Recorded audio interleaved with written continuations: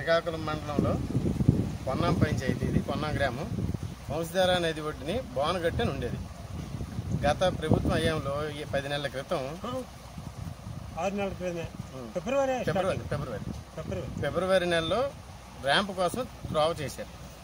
ఏ త్రోవ చేశారు? గవర్నమెంట్ బోనగట్టు అంటే ఈ కొస నుంచి టైలాండ్ వరకు వెహికల్స్ వెళ్ళిపోవడానికి వీరుగా గోడ వంశధార నదిని గడ్డలో కలవకుండా, బయటదేశ గడ్డలో కలవకుండా రక్షణ గోడని కట్టారు. ఆ రక్షణ గోడని బ్రద్దలు కొట్టి దాన్ని చేసి త్రోవ చేశారు ర్యాంప్ కోసం. చేసిన తర్వాత బాగానే ఉంది, చేసుకున్నారు. తర్వాత దాన్ని కప్పవలసిన బాధ్యత సంబంధిత కాంట్రాక్టర్ కానీ ప్రభుత్వానికి కానీ అయి ఉండాలి. ఆ 2 కార్యక్రమాలు జరగక ఎలా తీసింది అలా వదిలేసి వెళ్ళిపోయారు. వెళ్ళిపోవడం వల్ల ఈవేళ వర్షలకి వరదలకి చూస్తే ఇక్కడ బట్టేరుతో సహా పొన్నం పంచాయతీలు రెవెన్యూ ఉన్న మొత్తం పొలాలన్నీ బట్టేరు గ్రామం నీట మునిగిపోక తప్పని పరిస్థితి ఏర్పడింది. ఈ టైంలో మా బాధని మా స్థానిక ఎమ్మెల్యే గొండి శంకర్ గారి దగ్గర వెళ్ళబోసుకోవడం జరిగింది. ఆయన ఇమీడియట్గా అంతటి ఉత్సాహవంతుడు యువకుడు, మాకు ఇదివరకు ఎప్పుడు దొరకలేదు, మంచి మనిషి దొరికాడని ఈ వేళకి మేము ఎంతో ఆనందపడుతున్నాం.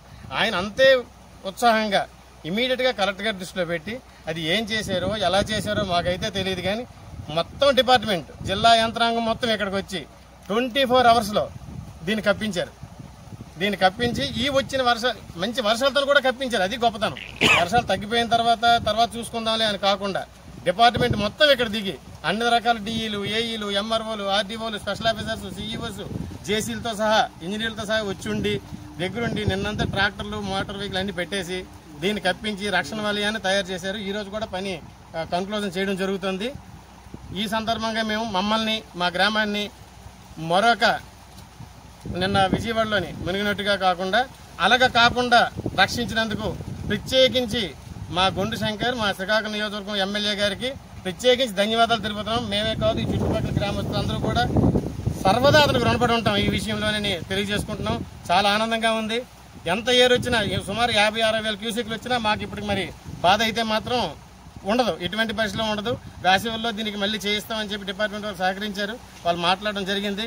ఖచ్చితంగా మా అందరికీ రక్షణ తీసుకుని, మా అందరి బాధ్యతని తనదిగా తీసుకుని చేసినటువంటి శంకర్ గారికి మా ధన్యవాదాలు తెలుపుతూ, డిపార్ట్మెంట్ వారందరికీ కూడా కలెక్టర్ గారి దగ్గర నుంచి చివరి స్థాయి జేఈ, విఆర్ఓల వరకు అందరికీ కూడా మా యొక్క ధన్యవాదాలు తెలుపుకుంటున్నాం. మేము సర్వదా వాళ్ళకి రుణపడి ఉంటాం.